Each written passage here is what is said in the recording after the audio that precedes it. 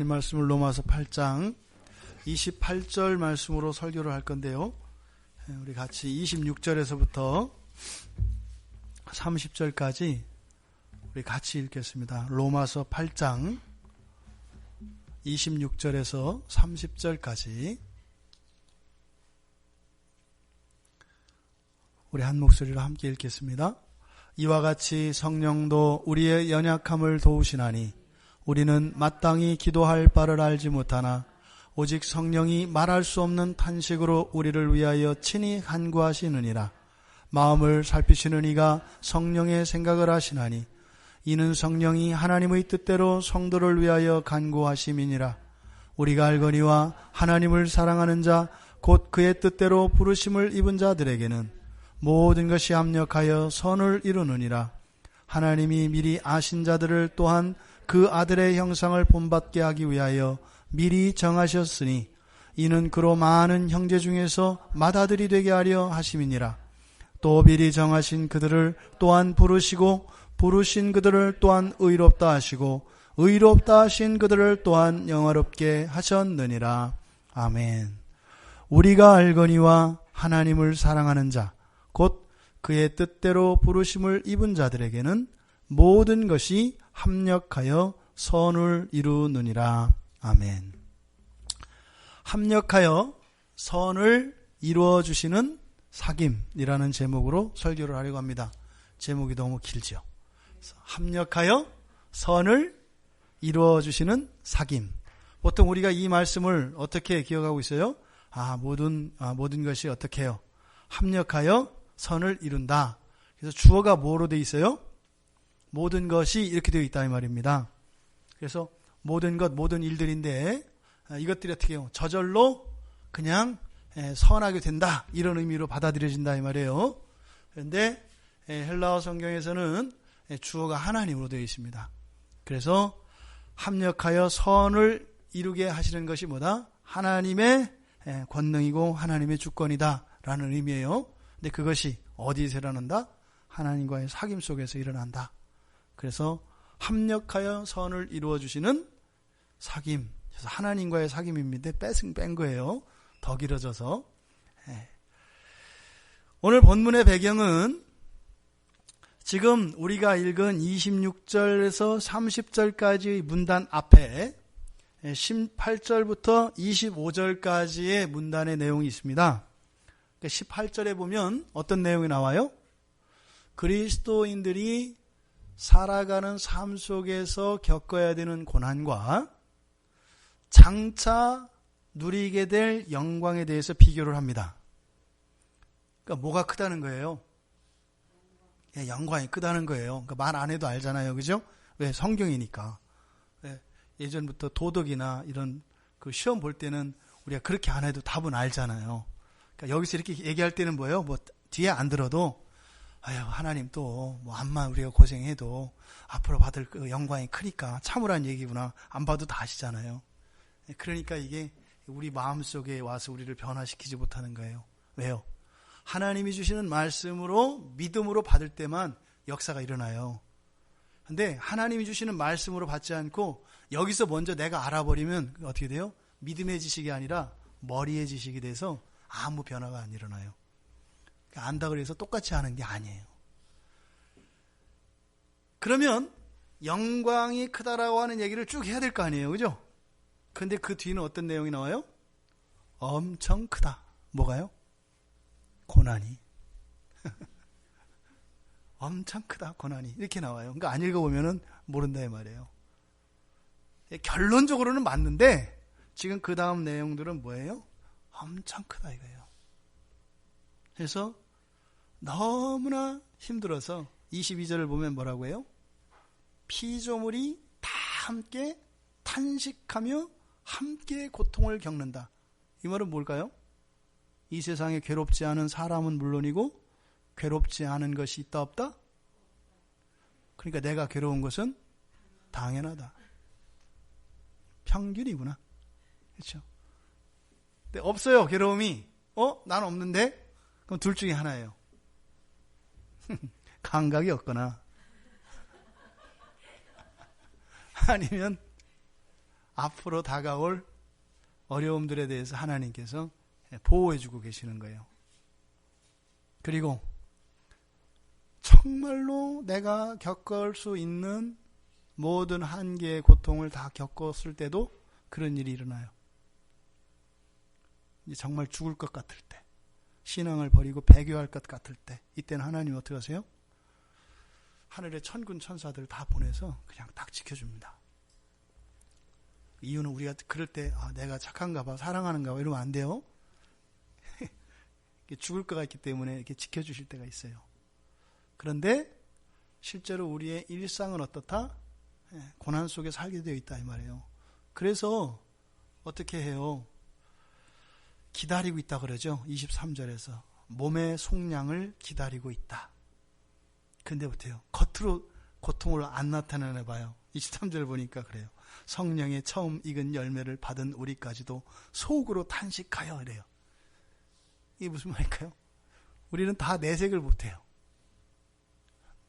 예수 믿는 사람들은 발광을 못한다고요. 왜요? 하나님이 살아계신 것을 알고 그 고난의 의미가 뭔지 알기 때문에 오락가락 하지만 뭐예요? 이것이 영광스러운 것이고 반드시 하나님의 선하심 안에 있다는 걸 알기 때문에 오만큼 아플 때 오만큼 아프다고 하지 않아요. 오만큼 아플 때 어떻게 해요? 이만큼 아프다 그래요. 그러니까 그리스도인들이 괜찮아요 할 때는 괜찮은 거 아니에요. 항상 그리스도인들은 그 안에 아픈 게 있어요. 빙산처럼. 겉으로 드러나는 것은 뭐예요? 속으로 탄식하는 것의 일부분이에요. 근데 그것은 무한한 인내이거나 끈기이거나 이런 게 아니죠. 이 밑에 있는 그 빙산의 봄철 같은 이 덩어리가 무엇인 거예요? 나의 환난과 고난과 이런 역경으로 그치는 것이 아니라 그것이 어떻게 돼요? 그 빙산이 확 뒤집어지는 날이 온단 말이에요.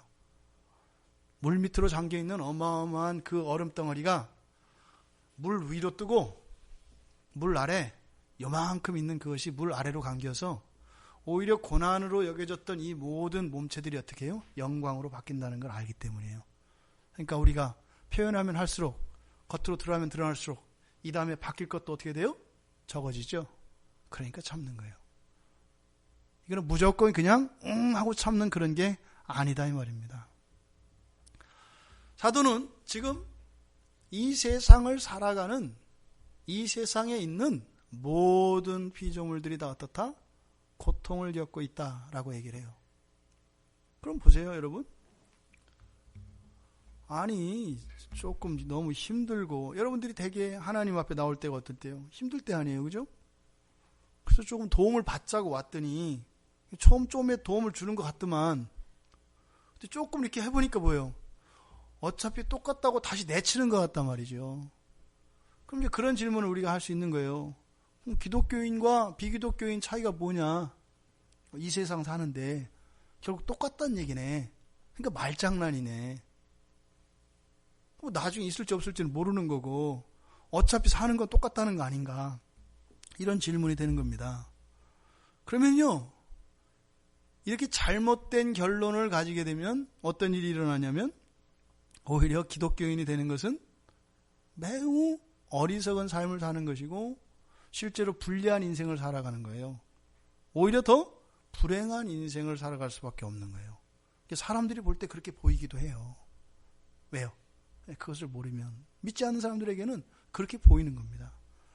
바로 사도 바울이 그 질문에 대해서 과연 모든 피조물들이 다 고난을 받는 이 세상인데 그렇다면 과연 그리스도인들도 똑같은 것이냐? 그렇다면 그리스도인이 다른 게 뭐냐? 다르다는 게 뭐예요? 거룩하다고 하는데 구별됐다고 하는데 뭐냐 이거요? 그럼 구별됐고 거룩하다면 하나님 거란 얘기인데 그럼 하나님 빽이 좀 있어야 될 거 아니냐? 아버지가 하나님인데 어떻게 아버지 덕을 하나도 못 보고 사냐 이 말이에요. 그럴 바에는 아버지 있으나 없으나 똑같지 않느냐? 틀린 얘기 아닌 것 같잖아요. 이것에 대해서 바로 26절부터 30절까지 사도 바울이 설명하는 거예요. 그렇지 않다. 그렇지 않다. 26절부터 30절까지 보면요, 놀랍습니다. 이 안에 성부, 성자, 성령, 삼위일체 하나님이 총동원돼요. 성경에서요, 삼위 하나님이 동시에 총동원되는 경우가 별로 많지 않아요. 맨 처음에 천지를 창조하실 때, 그리고 우리를 구원하실 때, 또 우리를 축복하실 때, 그리고 지금 여기서 성부, 성자, 성령이 다 나와요. 맨 처음에 성령이 나오시지요. 네. 그 다음에 성부 하나님 나오시지요.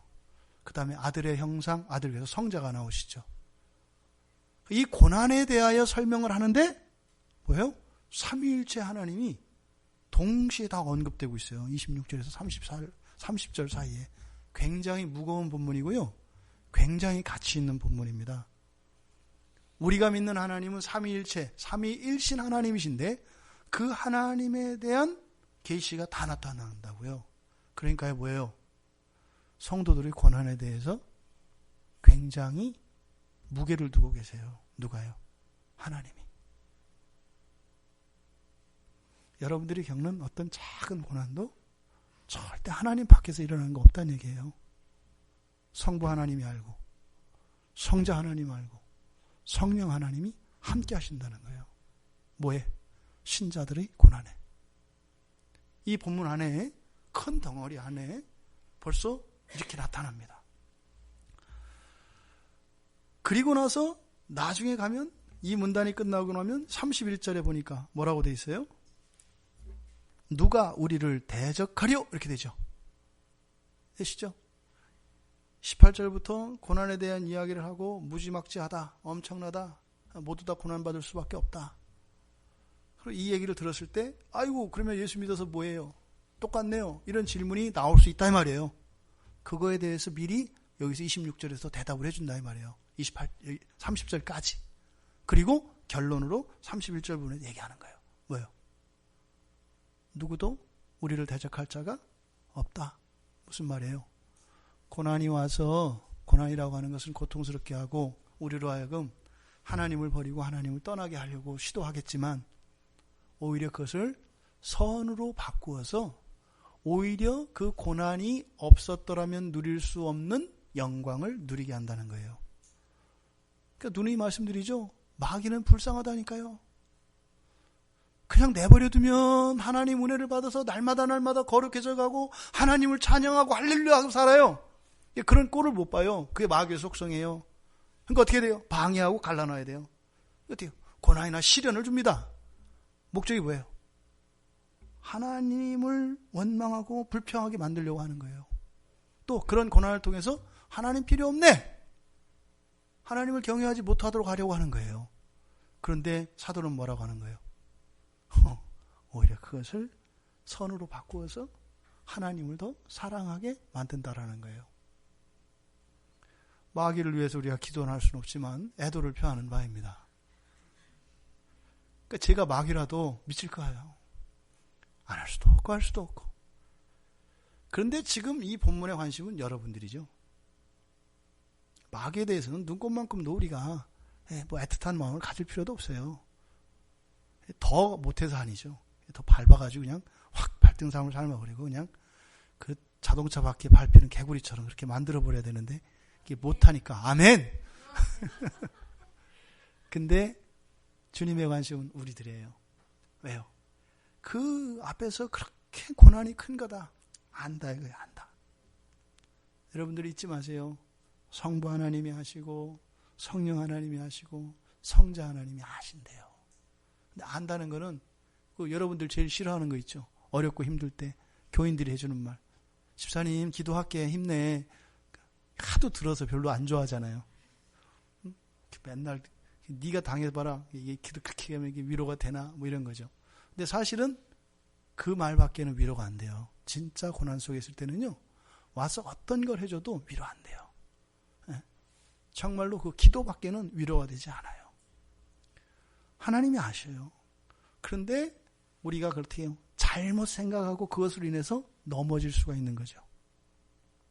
우리가 12월 한 달을 하나님과의 사귐이라는 이 주제를 가지고 달려왔습니다.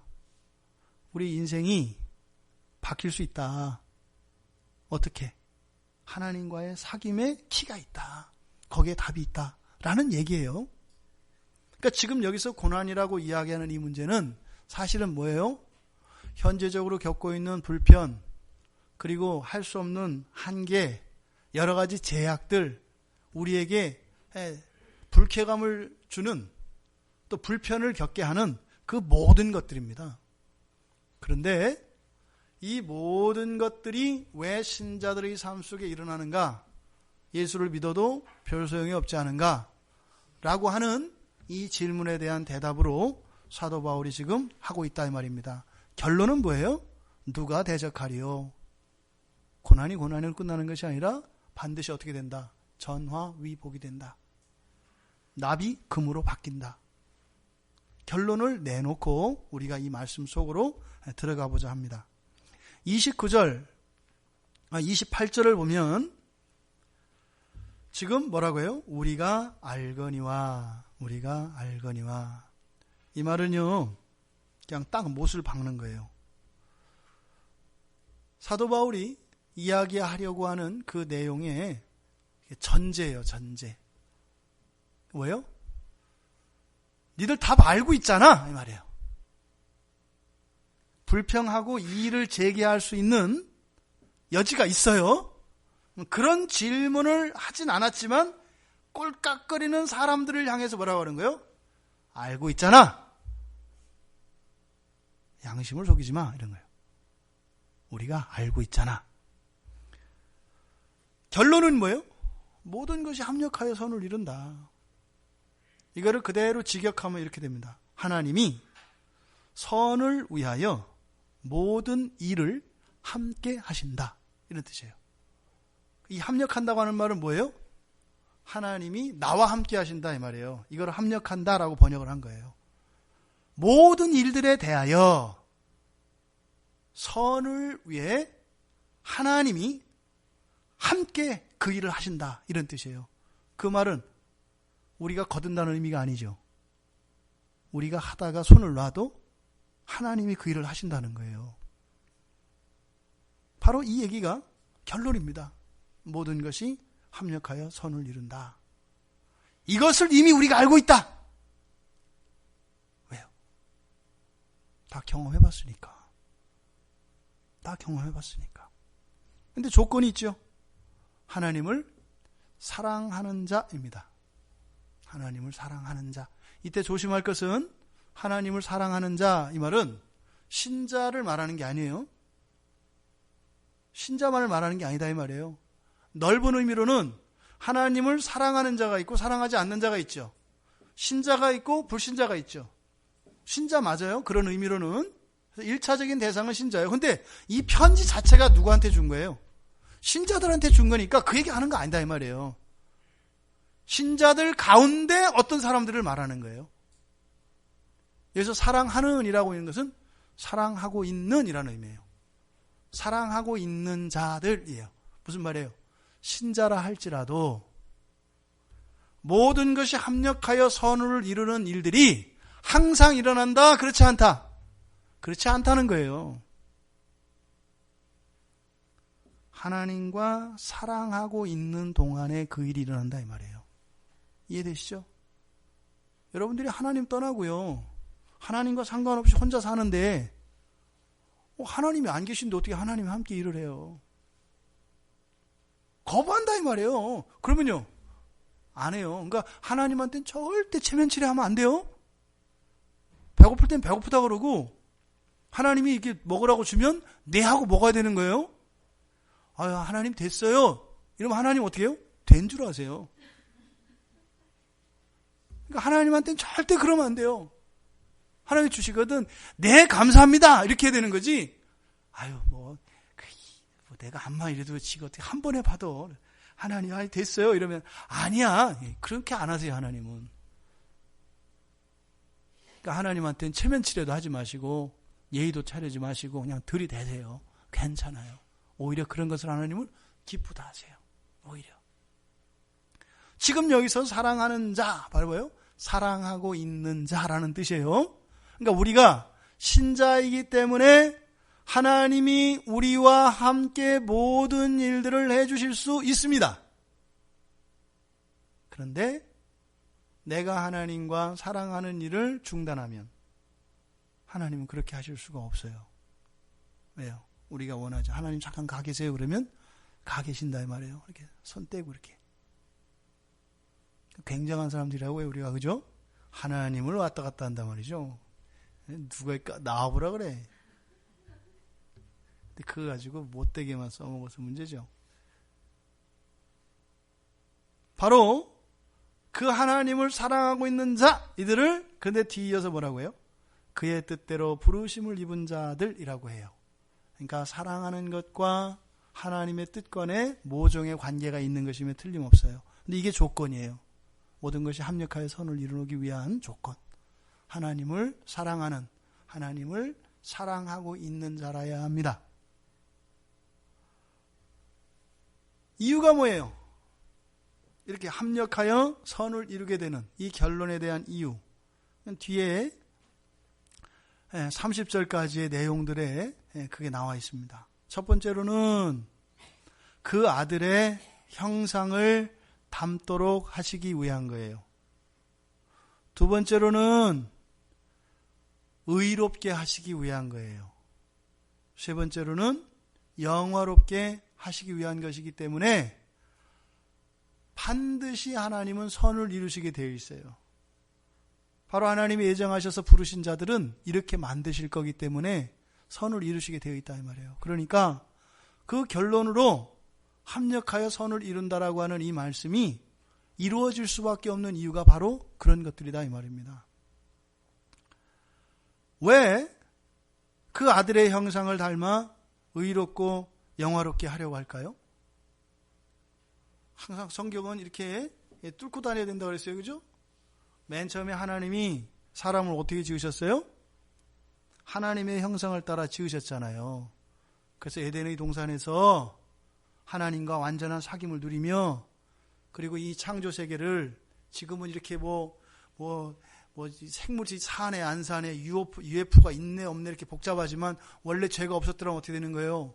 모든 별들이, 이 지구도 우리도 상상할 수 없는 그런 완전한 자연 상태에서 온 하늘에 모든 별에 하나님의 백성들이 하나님의 영광을 찬양하고 있을 거예요.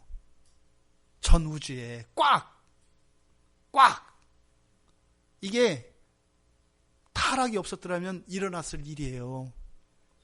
구원하셔서 그 일들을 이루시려고 하는 거잖아요. 그러니까 아들의 형상을 닮게 한 건 뭐예요? 바로 그때 타락하기 이전에 사람들에게 주셨던 하나님의 형상을 다시 완벽하게 회복시키려고 하는 거잖아요. 그렇게 해서 목적은 뭐라고요? 하나님과의 사귐이라고요. 구원하지 마세요. 저도 이제 가끔 설교를 듣는단 말이에요. 여러 교회 목사님들의 설교를 듣고, 그래서 왜냐하면 이제 저희는 또 우리 교회 상황밖에 모르니까 다른 교회 상황들은 어떤지. 그런데 정말 이렇게 말씀이 잘못되지 않은 분들, 그런 분들의 말씀을 들으면서 제가 답답함을 느끼는 건 뭐냐면 매일 구원 얘기를 해요. 구원 얘기를. 틀린 거 아니거든요. 근데 구원의 끝이 나요. 그래서 그 구원의 완벽한 구원에 대해서 자꾸 얘기를 하거든요. 그 구원이 주어지면 뭘 할 건데? 아직 그 완전한 구원의 확신도 없고 아주 완전한 구원이 아니니까 지금은 그거 생각할 때가 아니라는 거예요. 너무 결국은 성도들 어떻게 하냐면은 이렇게 딱 발목을 채워놨어요. 이렇게 구원 안에. 구원 받으면 이 다음에 천국 가면 뭐예요? 하나님의 창조에 관여하라는 거라니까요. 이걸 잊으면 안 돼요. 하나님의 창조 사역 안에 통치하며 다스리며, 그게 구원의 목적이에요. 온 우주의 회복이에요. 창조세계의 회복. 근데 그 안에서 뭐가 일어나요? 하나님과의 사귐이 일어나는 거예요. 구원이라는 건 뭐예요? 타락으로 끊겼던 그 사귐을 다시 시작하는 거에 불과해요. 예수 믿었어요. 구원받았어요. 그거는 이제 시작이에요. 진짜는 뭐예요? 하나님과 나 사이에 밀당이 시작되는 거예요. 사랑이 그냥 커요? 아니, 우리가 어떤 사람들인데. 이 세상에 다리를 두고 살아가잖아요. 당장 배고프고 당장 아쉬운 게 있으면 뭐예요? 안면을 바꾸는 게 우리라고요. 그 안에서 하나님과의 사랑이 싹트는 거예요. 그러니까 하나님과의 사귐이 분명히 시작되었는지 확인하십시오.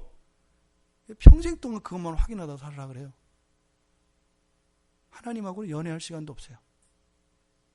평생 맨날 책 속으로만 들어가잖아요. 내가 진짜 사귀는 거 맞나? 사귐의 조건 1, 2, 3, 4. 하나님이 기가 막히죠. 하나님 만나가지고 차 마시다 딱 만났는데 하나님 가만히 있으라는 거예요. 하나님에 대해서 연구하고 나서 얘기할 테니까. 하나님은 그러기를 원하지 않으세요. 인격적인 사귐을 원하세요. 이야기를 하기를 원하세요, 여러분과. 그리고 직접 묻기도 원하시고. 여러분들이 성경을 백날 펴보세요. 기도하지 않고 성령의 도움 없이 이게 읽어져요? 안 읽어진다니까요. 그런 게 아니에요. 이 책은 왜 있어요? 데이트하는 거예요. 커피숍이라고요, 이게 커피숍. 근데 여기 들어가서 하나님 빼버리고 하나님이 와서 신상조사하고 있으면 무슨 의미가 있냐 이 말이에요. 하나님께서 우리를 구원하신 것은 아담으로부터 끊겼던 그 교제, 그러면요 그 이후로 되어졌어야 되는 일들이 많잖아요. 아담이 타락하지 않았더라면 했을 일들이 있을 거 아니에요. 그 일이 되어졌어요, 안 되어졌어요? 안 되어졌어요. 해야 돼요, 안 해야 돼요? 해야 돼요. 아니 쌀이 있으면 씻어서 물 얹어서 얹혀야 밥이 될 거 아니에요. 아니 심지도 않은 데서 열매를 그 결과를 기다리기를 원하는 게 하나님이시죠. 아니라니까요. 일을 해야 돼요. 그러니까 그 일들이요 밀려 있어요. 산더미 같이. 구원받으면 뭐예요? 그 일에 참여하는 거예요. 근데 그 일이 뭐예요? 노예로서가 아니라 하나님이 주신 그 권세를 가지고 다스리는 일에 참여하는 거예요. 그러니까 구원은 시작이고 바로 이 하나님과의 사귐을 통해서 하나님의 창조사역 안에 들어가는 겁니다. 이것을 잊어버리면 맨날 뱅뱅뱅 돌게 돼 있어요. 어찌하였든 바로 하나님의 그 아들의 형상을 닮아 이렇게 의롭고 영화롭게 하시려고 하는 목적은 바로 뭐예요? 하나님과의 그 완전한 사귐, 그 첫 창조의 회복이에요. 근데 그것뿐만 아니라 그것을 능가하는 도약이라고 그랬죠. 우리들이 아담을 능가하는 상태에 있어요. 그러니까 현재는 어떤 상태예요? 아담보다 못한 면도 있어요. 그런데 또 한편 아담보다 더 뛰어난 부분도 있어요. 현재로는. 어떤 부분은 아담보다도 훨씬 아담을 능가한다니까요. 근데 어떤 부분은 훨씬 못 미치죠. 하지만 종말에는요 모든 면에서 아담을 능가합니다. 이게 그리스도인들의 실존이에요. 그러니까 모든 것이 합력하여 선을 이루게 하시는 그 하나님의 뜻은 무엇이에요? 세상 천지 창조하는 건 이미 다 하셨잖아요. 창세기에서. 그죠? 그렇게 하시면 돼요. 이미 했는데 뭘 다시 하는 거 뭐 어려워요. 이미 하셨으니까 또 할 수 있잖아요. 근데 지금 하시는 방식은 어떤 방식이에요? 우리들과 함께 하신다고요. 첫 창조 때는 여러분들이 없었어요. 사람이. 하나님이 단독적으로 하셨단 말이에요. 성부, 성자, 성령 삼위 하나님이 하셨어요. 그런데 이제는요 우리도 껴주시는 거라니까요. 넘버 4. 이 의미를 아셔야 돼요. 그것과 없이 진짜냐 아니냐 그런 건 무의미하다 이 말이에요. 지금 여기서 사도 바울이 우리가 알거니와 이건 뭐라 그랬어요? 논쟁의 여지를 없애는 거라 그랬죠. 너 이미 알고 있잖아. 이렇게 뭘 물어보려 했더니 벌써 마음을 꿰뚫어 보시고 너 알고 있으면서 왜 그래? 뭐 이렇게 딱 미리 막아버리는 거예요.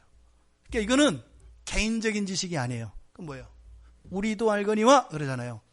나도 알고 너도 알고 우리도 아는 거. 그러니까 뭐예요? 모른다고 할 수 없는 거예요. 그러니까 이것은 개인적인 지식이 아니라 공동체적인 지식입니다.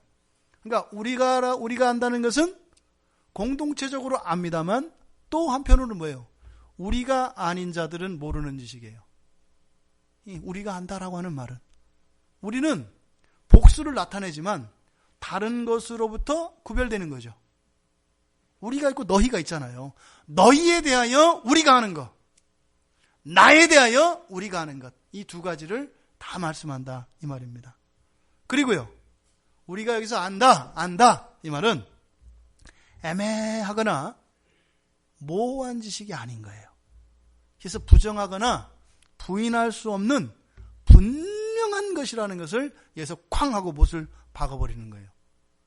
근데 이 표현이 신명기에서 많이 써요. 신명기적 표현이라고 그래요. 이런 것을. 신명기에 보면 그런 말을 많이 해요. 하나님을 사랑하고 그의 계명을 지키는 자. 이건 딱 못을 박는 거예요. 빼도 박도 못하게. 이스라엘 백성들을 지칭하는 거거든요. 하나님을 사랑하고 그의 계명을 지키는 자. 바로 이 사도 바울의 우리가 알거니와 라고 하는 아주 중요한 언술이고 사도 바울이 잘 쓰는 언술이에요. 근데 이건 뭐예요? 복음을 전하고 진리를 전하잖아요. 그럼 거기에 이렇게 논쟁을 일으킬 만한 여지들이 있어요. 그때 이렇게 반박하고 트집 잡고 할 만한 여지들이 있어요. 그럴 때 어떻게 해요? 아예 그런 자체를 막아버리는 거예요. 그러니까 이성적으로나 논리적으로는 그런 이야기를, 이의를 제기할 만해요. 근데 그거는 그렇게 이렇게 논쟁에 의해서 이겨지고 이런 게 아니에요. 말싸움으로 치기면요, 사도 바울이 질 사람 별로 없어요. 근데 어떤 말싸움은 하고 나서 저 사람은 뭐예요? 이미 인정 안 하기로 했어요. 그러니까 이게 진짜냐 아니냐가 중요한 게 아니라 논쟁 자체를 위해서 하는 사람들이 있어요. 아무리 해서 내가 논쟁을 이겨도요, 그 사람 뭐라 그래요? 돌아가면서 그래도 아니야 이러고 간단 말이에요. 그러니까 그런 사람하고는 말 상대할 필요가 있어요, 없어요? 그래서 이단들과는 말을 섞지 말라는 거예요. 그 사람들의 목적은 옳고 그름을 따지는 게 아니에요. 뭐예요? 우리 마음의 평화를 깨는 거예요. 목적이 딱 하나예요. 그래서 하나님과 사귐 없이 하나님으로부터 떨어져 나와서 혼자 깜깜한 골목길을 가게 만드는 거예요. 혼자 거기서 무서워서 벌벌 떨고 하나님이 계시나니나 이렇게 만드는 게 그런 이단 세력들의 목적이고 마귀의 하수인들이죠. 그러니까 아예 그런 데는 말을 섞을 필요가 없어요. 됐어 이 말이에요. 확정 짓는 거예요. 우리가 알거니와. 여러분의 삶 속에서 이런 우리가 알거니와 우리가 알잖아 라고 하는 이런 선언들이 여러분의 삶 속에서 일어나기를 바라요. 하나님을 사랑하는 자, 이 하나님을 사랑하는 자, 그 다음에 곧 부르심을 입은 자들이라고 하죠. 그러니까 하나님을 사랑할 수 있다는 것은 어떤 사람이라는 거예요? 부르심을 받은 이들이라는 거죠. 그게 또 반대로 부르심을 받은 사람들은 어떤 사람들이라는 거예요? 하나님을 사랑하는 사람들이라는 거예요. 여러분 하나님 사랑하세요? 부르심 받으셨네요. 끝. 여러분이 부르심 받으셨어요? 사랑하셔야죠.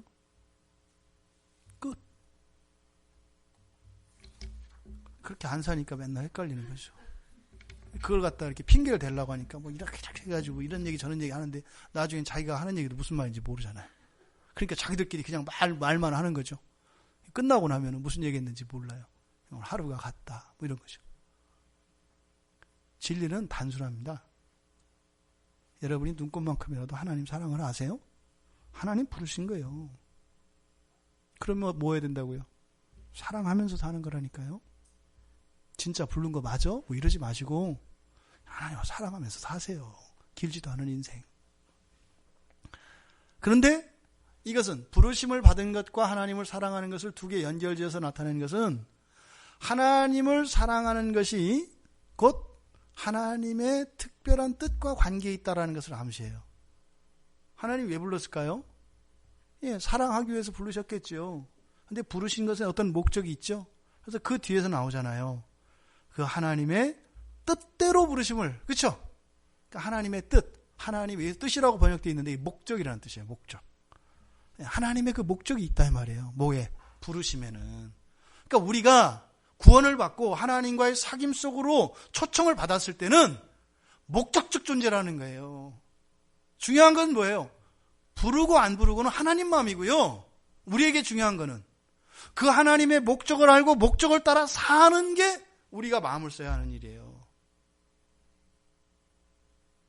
그런데 그리스도인들의 대부분은 하나님이 나를 부르신 목적을 알려고도 않고 그것을 따라 살려고도 하지 않고 대부분의 사람들이 내가 부르심 받는 사람인가 고민하는 일로 끙끙거리며 살아요.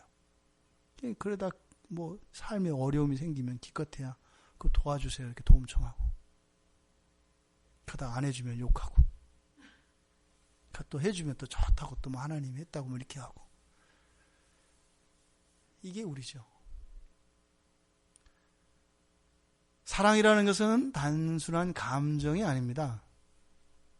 여기서 하나님을 사랑한다라고 하는 이것, 그러니까 하나님과의 이런 사귐뿐만이 아니라 하나님의 뜻, 즉 하나님의 그 의지와 하나님의 목적을 바라보게 하는 거예요. 그게 뭐라고요? 창조라고요. 창조.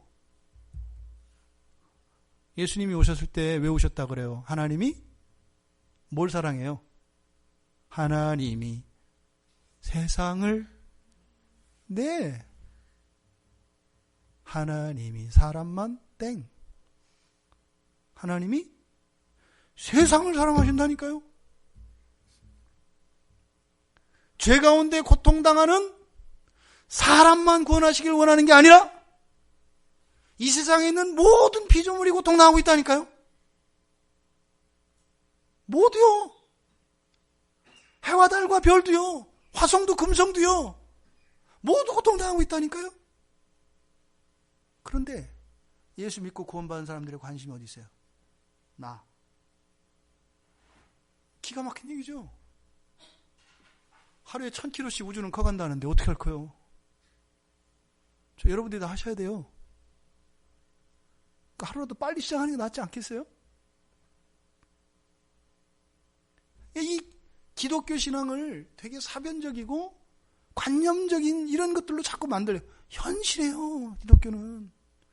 이 다음에 여러분들한테 저 화성 하나 주시면 거 언제 다 읽으시려고 그래. 다 여러분 딱 만들어야 되는데. 에? 그때 자원은 뭐예요? 우리 자원을 못해요. 하늘 자원을 쓰셔야 돼요. 하나님과의 풍성한 사귐이 있어야 한다 이 말이에요. 이 구원을 우리의 실존과 우리의 현실을 떠나서 생각하는 이런 것들은 성경에 반하는 생각입니다. 구원은 여러분들의 삶 속에 있다니까요. 생활의 구원이 온다 그랬잖아요. 그렇다고 해서 그건 뭐야? 내 뜻대로 막 펴지고 이런 걸 아는 게 아니에요. 하나님의 기뻐하시는 그 뜻, 그 목적을 따라 같이 살아가는 것, 이걸 말한다 이 말입니다. 여러분들 생각해 보세요. 여러분이 누구를 사랑하잖아요. 그럼 어떻게 해요? 그 사랑하는 사람의 마음을 기쁘게 해주고 싶지 않아요? 그러잖아요. 그 여러분들이 나는 그 보라색 립스틱을 싫어하지만 내 사랑하는 사람이 보라색 립스틱을 쓴다면 꼭 참고 보라색 립스틱을 바르고 갈 거 아니에요. 갈 때까지 온갖 수모를 당해도 내 님이 보라색 립스틱을 좋아해 이러고 갈 거 아니에요. 사람들이 막 손가락질을 해도 하잖아요. 이게 사랑이잖아요. 그 하나님과의 사랑도 마찬가지예요. 하나님을 사랑하는 자면 어떻게 돼요? 그렇게 하는 거예요. 하나님이 좋다고 하니까 다른 사람이 싫어도 놀려도 상관없어요. 왜 내가 사랑하는 님이 좋아하는데 뭘. 근데 사실은 그 하나님의 뜻을 따라 살아가는 게 이런 일이 아니지요. 이렇게 수치를 참아야 되거나 모욕을 참아야 돼 이런 게 아니죠. 사실은 그것들은 다 절대 선이고 영광스러운 것들이죠. 그게 바로 하나님을 사랑하는 자들, 하나님에게 부르심을 받은 자들, 이라는 이 말씀이 우리들에게 주는 교훈입니다. 사랑은 단순히 감정적인 게 아니다. 삶 속에 그 사랑이 나와야 된다. 열매를 보고 알아야 된다니까요. 여러분들이 하나님 위해서 뭐 하고 싶지 않죠? 그럼 사랑 안 하는 거예요. 그거 고민하지 마세요. 사랑 안 하는 거예요. 하나님한테 시간 내고 뭐 하는데 아깝잖아요. 사랑 안 하는 거예요. 너무 고민하지 마세요. 사랑 안 해요. 그래도 내가 몇 년 이렇게 했는데 어쨌든 사랑 안 하는 사람이 아니라 하는 사람인지는 몰라도 현재로는 사랑 안 하고 있어요. 여러분도 그렇잖아요. 사랑하는 사람한테 맨날 잘해주지 않잖아요. 어떨 때 톡톡 쏠 때 있는 거 아니에요. 그러니까 지금 여러분들이 하나님께 그러고 있는 거죠. 그러지 말아야죠. 그래서 그의 뜻대로 부르심을 입은 자들, 사랑하는 자들과 동격으로 되어 있는 이 말씀, 그러면 여기서 우리가 또 이렇게 딴지를 걸잖아요. 그럼 왜 누군 부르고 누군 안 불러요? 이러잖아. 아니, 이 세상에 그럼 하나님 사랑하고 싶지 않은 사람이 없는데 왜 누군 부르고 누군 안 불러요? 그런 신비의 영역이에요. 우리가 관여할 바가 아니에요. 누누이 얘기하죠. 3살 배기가 부모한테 설명을 요구하는 이런 것과 같은 거예요. 3살 배기한테 너무 오랫동안 젖만 먹어서 이제는 이식좀 먹으라고 그랬더니 그거를 논리적으로 설명해 보라고 하는 거예요. 내가 왜 젖을 끊고 이걸 먹어야 되는지 얘기를 해보세요. 이런 거예요. 내가 젖을 먹으면 죽어요? 뭐 이런 식이지. 그러니까 주는 대로 먹어야 되는 거죠. 그래야 하는 게 있어요. 그러니까 사람 사이에서도 그런데 하물며 피조물인 우리야. 하나님한테 그걸 꼬치꼬치 부를 수 있어요? 알려주시면 알려주신 대로 감사하면 되죠. 알려주신 것도 다 모르면서. 그러니까 되게 공부 안 하는 애들이 막 이상한 거 갖고 와서 물어보고 그러잖아요. 제가 공부할 때 말씀드렸죠? 벙어리 롱자 가지고 제 고등학교 그 친구 하나가 벙어리 롱자 물어보는 게 그렇게 이제 기억이 남아요. 그래서 가장 제가 긴 획순을 아는 글자가 그 벙어리 롱자거든요. 여러분들한테 안 물어봅니다. 염려 안 하셔도 돼요. 하나님이 절대적으로 가르쳐 주시지 않는 것들이 있어요. 성경이 말하지 않는 것들. 그거는요. 무엇인지 모르지만 우리의 선을 위한 것이고 하나님의 절대선 안에 있다. 믿음으로 하나님의 신실하심과 하나님을 믿는 믿음으로 딱 설 수 있어야 돼요. 그냥 말하지 않는 것만이 아니라 하나님이 그렇게 하지 말라고 목사님 했으니까 하지 말아야지. 그러면서 그래도 궁금은 한데 왜일까? 이렇게 하면 안 된다 이 말이에요. 일체의 생각, 판단, 중지. 그러니까 우리가 해야 될 일은 뭐예요? 나를 선택한 거에 대해서 감사하시면 돼요. 그냥 내가 뭔데 그러고 감사하면 돼요.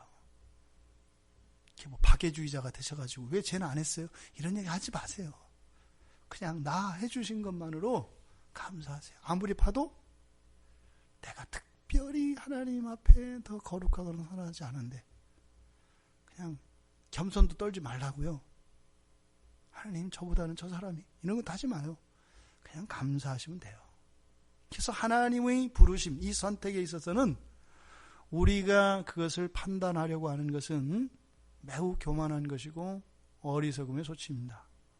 그래서 하나님의 성품에 대한 지식과 그 하나님의 선하심을 절대적으로 믿고 거기에 맞게 해야 되는 영역이에요. 그런 건 있을 수 있죠. 여러분이 하나님을 도저히 사랑하지 않고 그랬다면 왜 난 안 했지 이러지 마시고 해달라고 하세요. 그럼 되잖아요. 하나님 저도 불러주세요. 이렇게 할 일이지. 거기다 들이대고 왜 안 했냐고 따져요. 했냐 안 했냐는 중요하지 않죠. 하면 될 거 아니에요. 저도 뽑아주세요. 그러면요 하나님은 뽑아주신다니까요. 그렇게 할 일이지 이유가 어떻고 과정이 어떻고 이런 거를 우리가 거론할 필요가 없다. 그래서 이것은 하나님의 절대 주권과 이런 부르심의 특별성을 이야기하는 거예요. 그러니까 우리가 부르심을 입은 것 자체가 굉장히 특별한 거예요.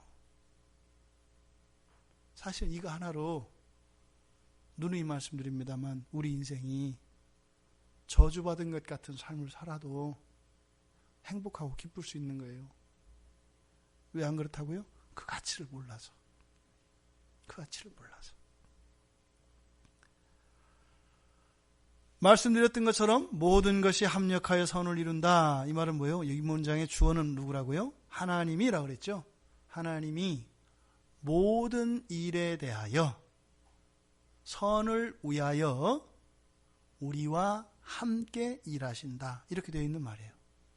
그래서 바로 이 부분이 피조물들이 모두 고통을 당하고 탄식한다면 그리스도인들은 뭐가 달라요? 라고 했을 때 바로 이게 다르다고 얘기하는 거예요.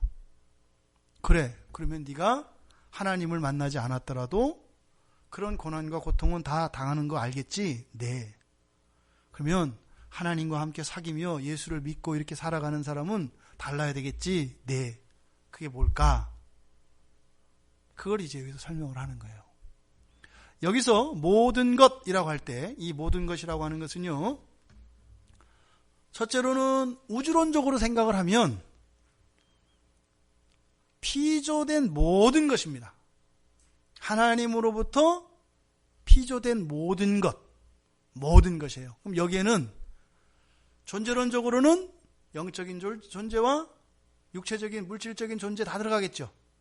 천사, 그리고 사람을 비롯한 동물, 식물 모든 거 다 들어가요. 심지어는 생물, 무생물 다 들어가요. 심지어는 시간 속에서 과거와 현재와 미래의 모든 것 다 포함돼요. 또 공시적으로는 이 지구와 온 우주 전체 다 들어가요. 빙, 존재 자체, 모든 것이 다 여기에 포함됩니다. 거기에 하나님이 어떻게 한다고요? 개입하신다고요. 뭐를 위해서? 선을 위해서. 우리와 함께. 그러니까 여러분들이 가는 곳에 하나님이 가는 거죠. 여러분들의 마음이 지구의 평화에 가 있어요. 그럼 지구의 평화가 이루어져 안 이루어져요? 이루어져요. 어떻게 이루어져요? 하나님이 하시니까. 그래서 여러분들이 기도의 내용과 이런 제목들과 관심들의 지평이 자꾸 넓혀져야 되는 이유가 뭐예요? 여러분들 마음 가는 곳에 하나님 마음이 가시기 때문이에요. 하나님 앞서가지 않으세요.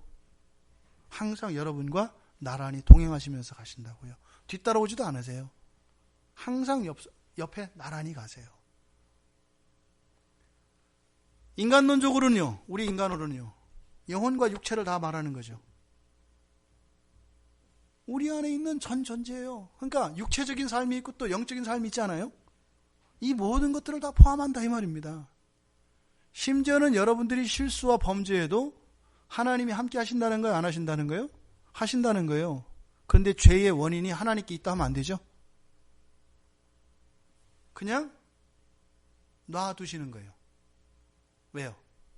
오히려 그 죄된 것을 알고 하나님께 회개하도록 해서 오히려 그 죄를 지을 수밖에 없는 본성의 연약함과 그런 부패를 하나님께서 고쳐주시니까. 죄는 왜 나와요? 우리 안에 약점과 우리 안에 있는 부패성으로부터 나와요. 말하자면 병든 거, 이게 썩은 거다 이 말이에요. 그 결과가 죄를 짓는 거거든요. 그럼 어떻게 해요? 죄를 지으면 인정하게 되잖아요. 회개하잖아요.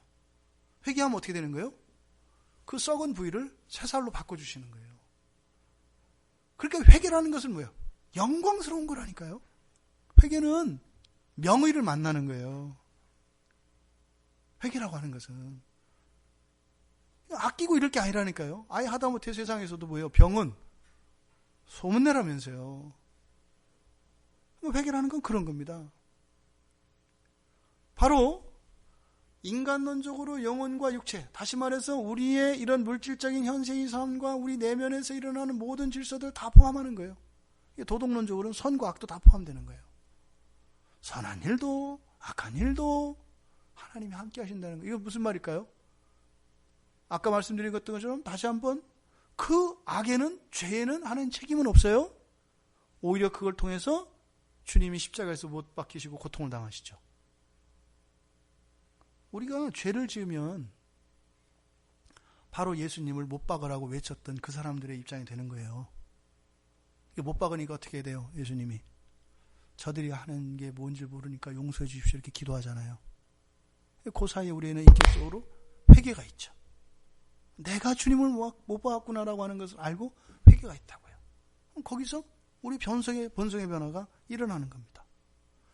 이 모든 것이라는 것이 인생론으로 보면 어떻게 될까요? 행복한 일, 불행한 일. 기쁜 일, 슬픈 일, 즐거운 일, 고통스러운 일 모두 나예요. 이게 신자와 비신자의 차이라는 거예요. 불신자들은 뭐예요? 죄의 결과로서 심판으로서 벌로서 당하는 거예요. 근데 뭐라고 그랬어요? 내가 예수를 안 믿었다 하더라도 그런 삶을 살았다 안 살았다? 살았다 이거예요. 그런데 그 삶을 당연히 똑같이 살아가는 그 삶을 살되 이런 것의 의미가 바뀌었다 이 말이에요. 어떻게? 하나님이 함께 하시게 됐다는 것을 말합니다. 여기서 모든 것은 좁게는 신자의 삶에서 일어나는 고난과 고통의 문제예요. 18절에서 이야기했던. 하지만 이것을 확장을 하면 어떻게 해요? 우주 전체, 더 나아가시는 영적 세계까지 포섭합니다. 그리고 상반되는 죄의 영역까지도 통합시켜버리는 개념이에요. 모든 것이라고 하는 것은. 성경에서 모든 것은 우리가 어떻게 해석해야 된다고요? 예외 없이. 예외 없이. 신자와 함께. 합력하여 선을 이룬다. 하나님이 모든 것에 대하여 선을 위하여 함께 일하신다. 이거라고 그랬죠. 이 말씀은 첫째로요. 이 세상에 우연한 행운은 없다는 거예요. 와, 행운이다. 이런 거 없다는 거예요. 우연히 이런 거 없다는 거예요. 뭐예요? 하나님이 하신다는 거예요. 하나님이. 모든 행위에는 주체가 있습니다. 여러분들이 지금까지 살면서 인생에서 겪었던 이해할 수 없었고 전혀 예상도 할 수 없었던 그런 일들이 있었을 겁니다. 또 앞으로도 있을 거고요. 근데 그런 일들은 우연히 생긴 것이 아니라 뭐예요? 주체가 있었다는 거예요. 그 주체가 누구세요? 하나님이시라는 거예요. 어떨 때는 내가 원하는 대로 되지 않은 때도 있었겠지만 그때마저도 하나님이 여러분과 함께 하셨다는 거예요. 합력하여서 선을 이룬다. 그러니까 특별히 고통의 문제에 대해서 말씀드렸던 것처럼 신자들도 동일하게 겪는데 바로 이 고통의 문제가 홀로 겪어야 되고 홀로 감당해야 되고 그 결과에 대해서 책임져야 되는 것이 아니다라는 걸 의미해요. 모든 것들은 하나님이 어떻게 한다고요? 선한 것으로 이루어 주신다는 거예요. 누가요? 하나님이요. 하나님이 그렇게 해주신다고요. 하나님이 없는 사람은요, 선을 행하려고 해도 악으로 가요. 하나님을 믿는 사람은요, 악을 행해도 선으로 간다고요. 아싸, 악을 많이 짓자. 고생 많이 하세요. 고생으로 들어가는 길이죠. 결과를 그렇게 마신다는 거죠. 근데 어떻게 해요? 더 많은 악과 악을 행하던 사람이 점점 하나님과 사귀면서 어떻게 돼가는 거예요? 줄어드는 거죠. 악 자체가 싫어지거든요. 본성이 바뀌면 싫어져요. 그래서 점점 하나님의 뜻대로 부르신 그 부르심에 한목적인 사람으로 되어가요. 그러면 삶이 어떻게 해요? 하나님을 더 계속 사랑하는 사람으로 변해져 가는 겁니다. 바로 합력하여 선을 이룬다라고 하는 이 말씀을 통해서 우리 혼자서는 선을 이룰 수 있다 없다? 없다라는 거예요. 선을 이룰 수 있는 것은 오직 하나님 한 분밖에 없습니다. 그러니까 선이 어떻게 성취되어지는가를 우리에게 가르쳐 주는 거예요. 여러분의 삶 속에서 일어나는 선한 것들 있지 않습니까? 왜 일어난다고요? 하나님이 함께 하셔서 하나님이 일을 해주시기 때문에 그래요. 선한 분은 오직 하나님 한 분이세요. 선한 일도 하나님만 하세요. 근데 우리의 삶 속에서 보여지는 것은 하나님이 여러분과 함께 하셨다는 증거예요. 그래서 사도 바울이 우리가 알잖아 못 꽉 박은 거예요. 예수 믿는 사람인데 이런 경험이 없을 수 없다니까요. 오늘 이 말씀을 통해서 여러분들은 잘 기억하셔야 돼요. 합력하여 선을 이룬다라고 우리말로 되어 있는 이 번역이 바로 뭐라고요? 하나님이 하나님을 사랑하는, 하나님을 사랑하고 있는 자들에게 일어나는 모든 일들에 대해서는 선을 위해서 항상 함께한다. 다시 말해서 무슨 말이에요? 그 모든 일들에 하나님이 직접 개입하셔서 함께 하시면서 이것을 선한 일이 되도록 바꾸어 가신다 이 말이에요. 실수한 거는 실수를 바꿔서 반면교사로 삼아서 선을 오게 하고, 잘한 것은 잘한 것에 대하여 격려하고 칭찬해서 더 잘할 수 있도록 분발할 수 있도록 하시고, 이렇게 하시면서 이루어 가신다 이 말입니다. 이렇게 모든 것이 그러니까 선이 되는 까닭이 뭐라고 하는 거예요? 합력이라고 하는 거죠. 그렇죠? 모든 것이 선이 되는 까닭이 합력이라는 거예요. 그러니까 합력은 뭐다? 하나님이 함께 일하신다는 의미다. 그렇죠?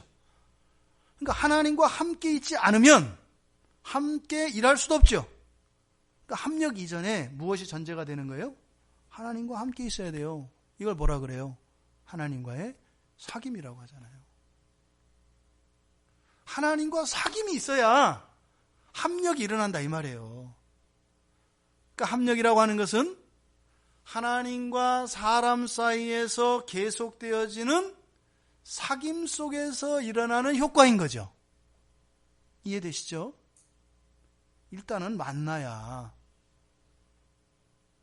아니 별을 뭐죠? 하늘을 봐야 별을 따는 거 아니에요. 하늘을 봐야, 하나님을 만나야 합력하여 선을 이루어지는 일이 있다 이 말이에요. 만나지 않고 어떻게 하면 합력할 수 있는가를 어떤 방식들과 이런 것으로 하면 된다 안 된다?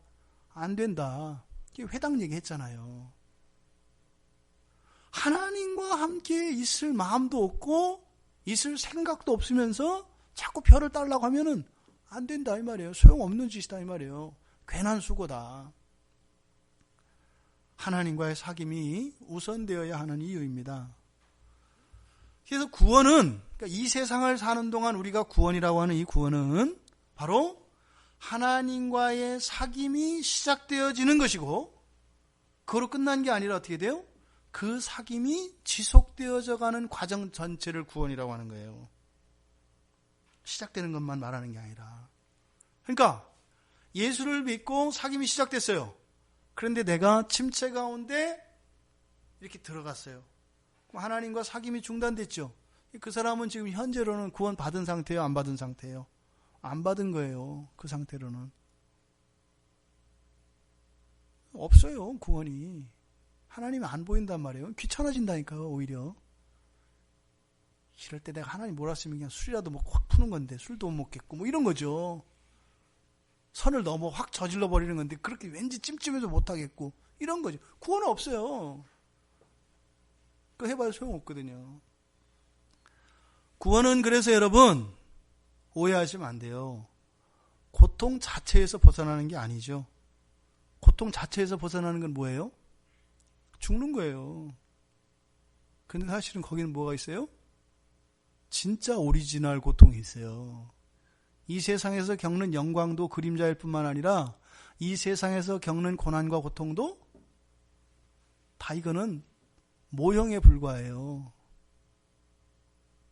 그러니까 단지 이 세상에서 일어나는 기쁨과 고통이 다인 줄 알았다가는 큰 오산인 거죠. 그러니까 자꾸 우리 개혁신앙에서 종말을 강조하는 이유가 겁주려고 하는 게 아니에요. 반대라니까요. 진짜의 인생을 살아가는 때가 온다 이 말이에요. 진짜 좋은 게 뭔지, 진짜 고통스러운 게 뭔지 알 때가 온다는 거예요. 그게 종말을 강조하는 거예요. 그래서 사람들이 점을 보고 정성을 들여서 뭐 앞날에 일어날 일들을 막 피하기를 원해요. 그죠? 점 보는 이유가 뭐예요? 고통 피하려는 거 아니에요. 뭐 내년에 뭐 이제 얼마 안 남았는데 지금 이제 점집이 한참 이제 성수기입니다. 요때 잘 챙겨놔야 1년을 또 살거든요. 왜 봐요? 고통을 피하려고 하는 거죠. 근데 성경은 뭐라고 해요? 고통을 피하고 이게 중요한 게 아니고 원래 사는 동안 그렇다 이 말이에요. 중요한 건 뭐예요? 그 고통이 무의미한 고통이 되느냐 아니면 나에게 영광이 되고 유익이 되는 고통이 되느냐, 이게 관건이라고 얘기를 하는 거죠. 예수를 믿으면서 이런 식으로 믿는다면 뭐겠어요? 잘못된 거죠. 하나님 제발 내년에는 어려운 일 없게 해주시고, 예. 근데 그게 다면 안 된다 이 말이에요. 있죠. 예를 들어서 오랫동안 너무 힘들었어요. 정말 힘들었어요. 그러면 기도할 수 있어요. 하나님 아시죠? 알죠. 내가 얼마나 힘들었는지 아시죠? 내년에는 그만했으면 좋겠어요. 하나님, 이 아픔과 고난이 끝났으면 좋겠어요. 너무 힘들어요. 하나님. 이건 어떤 기복적인 관점에서 구하는 게 아니잖아요. 아파서 아버지한테 호소하는 거잖아요. 얼마든지.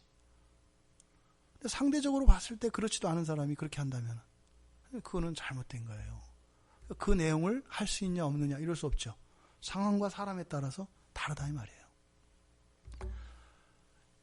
기독교의 구원은 인생의 궁극적인 목적을 하나님과의 사귐 그 자체에 가장 큰 의미와 가치가 있다는 것을 알게 되는 것이고, 그 가치를 위하여 살아가는 것을 말합니다. 삶과 인생과 분리될 수 없는 이런 고통과 고난, 심지어는 죄의 문제까지도 그 사귐의 부수적인 효과인 합력을 통하여서 어떻게 해요? 선용된다는 거예요. 이게 구원의 목적이에요. 여러분들이 실수하겠어요? 안 하겠어요? 한다 이 말이에요. 담대하게 실수는 안 하겠지만 실수와 범죄에 대해서 두려워하지 않는 이유가 뭐예요? 바로 신자들에게 주어진 특권이라고 얘기하는 거예요. 그런 실수마저도 어떻게 한다? 하나님이 선으로 바꾸신다. 부주의함에 대한 면책특권을 말하는 게 아니에요. 하나님 해주실 거니까 마음대로 하는, 이걸 말하는 게 아니에요. 나의 분량 안에서, 나의 한계 안에서 살아갈 때 저지를 수밖에 없는 그런 실수와 범죄에 대해서 염려하지 말라는 거예요. 하나님이 바꿔주시니까. 이게 구원이에요. 그래서 인생의 진정한 성공은요, 바로 이 구원을 얻은 사람들입니다. 인생의 진정한 성공은. 왜요? 모든 것이 선으로 바뀌는데요. 이것만한 게 어디 있어요? 신나지 않으세요? 여러분의 과거에 있었던 모든 잘못들과 그런 모든 것들이 어떻게 해요? 선으로 바뀐다는 거예요. 이런 게 어디 있어요? 이런 게. 그러니까 모든 게 선으로 바뀌니까요. 어떤 건 되고 어떤 건 안 되고 이런 게 없어요. 포기가 없다고요. 모두 된다 이 말이에요. 이거보다 더한 성공이 어디 있어요?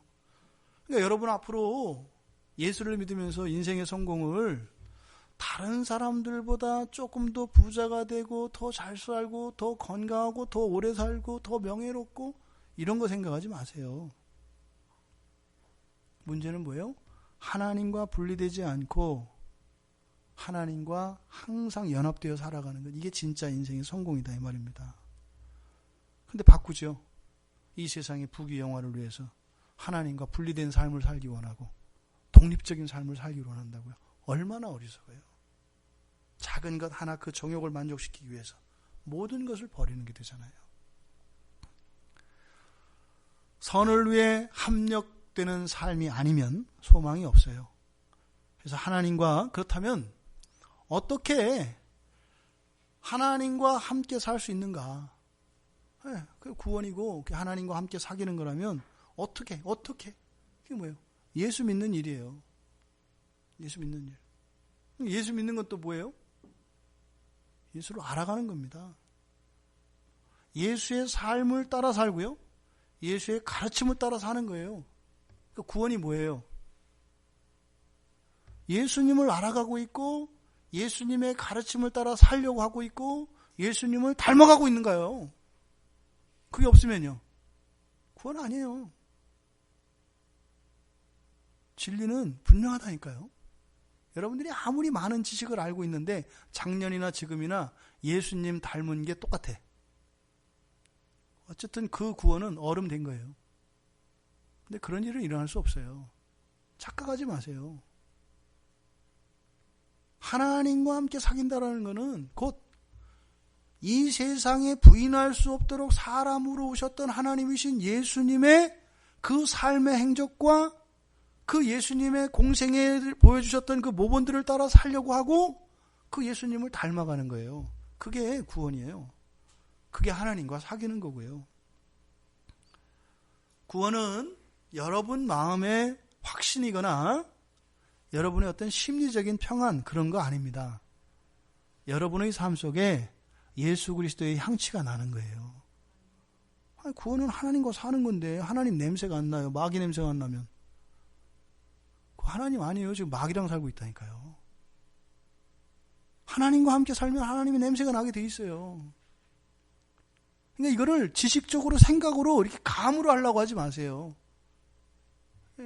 우리가 보는 것으로 믿음을 가질 수 없지만 우리가 참다운 구원 안에 있는 건 보여진단 말이에요. 그렇지 않으세요? 이렇게 보면 예수 믿는 사람은요, 표시가 나요. 뭔가 닮았거든요.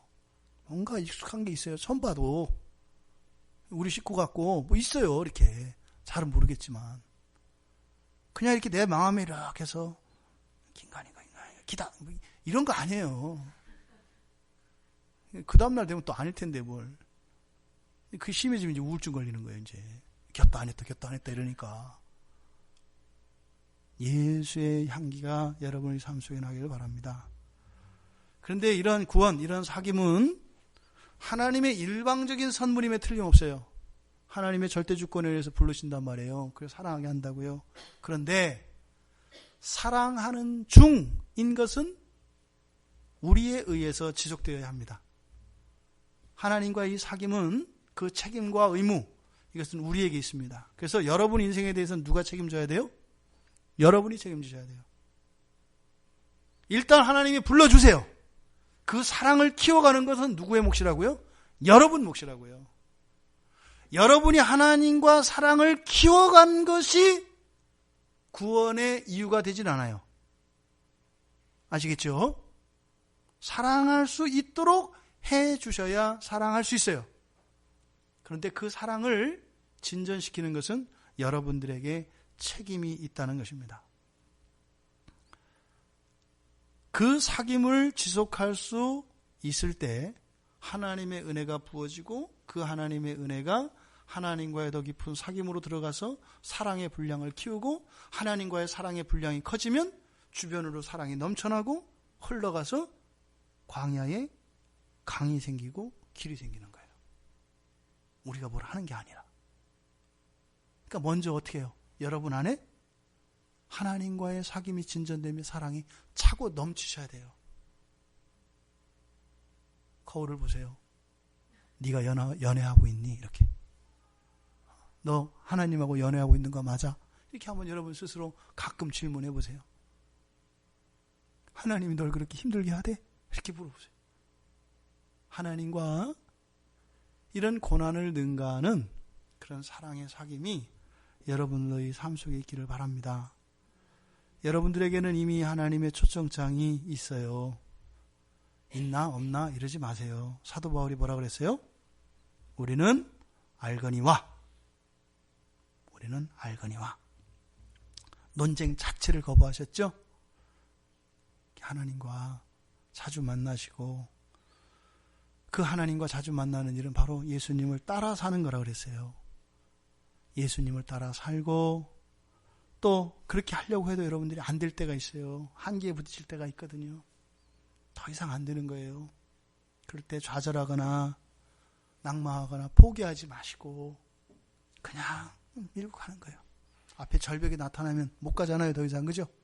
그래도 머리를 들이밀고 그냥 가는 거예요. 제자리 걸음이라도 하는 거예요. 그럼 어떻게 돼요? 그 절벽이 열려요. 여러분들을 통해서. 그럼 그것이 여러분 한 개인에게만 효과가 미치는 것이 아니라요. 여러분의 가정과 일터와 이 나라, 이 민족, 온 우주에 그 효과가 비쳐요. 이게 개인의 이 구원의 그 하나님과의 사귐의 과정 속에서 일어나는 진전이 미치는 그런 효과입니다. 우리가 그동안 하나님과의 사귐이라는 주제를 가지고 한 달 동안 말씀을 나누고 우리가 이야기를 같이 나누면서 기도하면서 지내왔어요. 여러분들의 인생관이 바뀌기를 바랍니다. 여러분들의 가치 순위가 바뀌기를 바라고 여러분들의 신앙 안에 있는 잘못되어진 전제들이 바른 전제로 바뀌기를 바라고 이렇게 구원이라고 하는 나 중심적인 이 신앙관에서 하나님과의 사귐이라고 하는 이런 공동체적인 지평으로 확장되길 바랍니다. 그리고 막연하였던 이런 하나님과의 사귐이라고 하는 것이 이 땅에 사람으로 오셨던 그 예수 그리스도의 마음과 그분의 삶을 따라가는 실천적인 그런 신앙의 주인공들이 다 되시기를 바라요. 그러면요, 그 다음은 하나님이 함께 하셔서 모든 것을 선으로 바꾸신다. 이게 그리스도인들에게 주신 특권이에요. 이걸 버리시면요, 여러분 억울하다니까요. 오히려 불신자들보다 더 억울한 것 같은 인생을 살게 돼요. 그러지 말자는 거죠. 우리가 누려야 할 특권들, 그 권리를 찾으시되 하나님과 사랑을 진전시켜가는 책임과 의무가 우리들 각자에게 있다는 것을 늘 잊지 마시고, 하루에 한 번씩 주님께 카톡 보내는 거 잊지 마시고, 가끔은 손편지도 쓰시고, 때로는 선물도 좀 준비하시고, 그렇게 해서 애틋하고 아기자기한 그런 하나님과의 사귐을 누리시는 여러분들 되시길 바라요. 그러면서 여러분 인생의 뒤안길에 흘려진 여러 가지 오류들과 이런 죄악들도 하나님께서 아름다운 꽃들로 바꾸시고 보석으로 바꾸시고 그 모든 것들을 완전하게 여러분을 뒤따라오시며 뒤에 흘려진 것들을 그 완전한 선으로 이루시는 그 하나님의 은혜를 실질적으로 경험하는 여러분들 되길 바랍니다. 우리 인생이 그렇게 되길 바랍니다. 그래서 정말 우리가 마지막 순간에 눈을 감을 때 주님 감사합니다. 모든 것은 하나님이 이루셨습니다. 이렇게 고백할 수 있는 우리 모두가 되기를 바랍니다. 우리 같이 말씀을 생각하며 같이 기도했으면 좋겠습니다.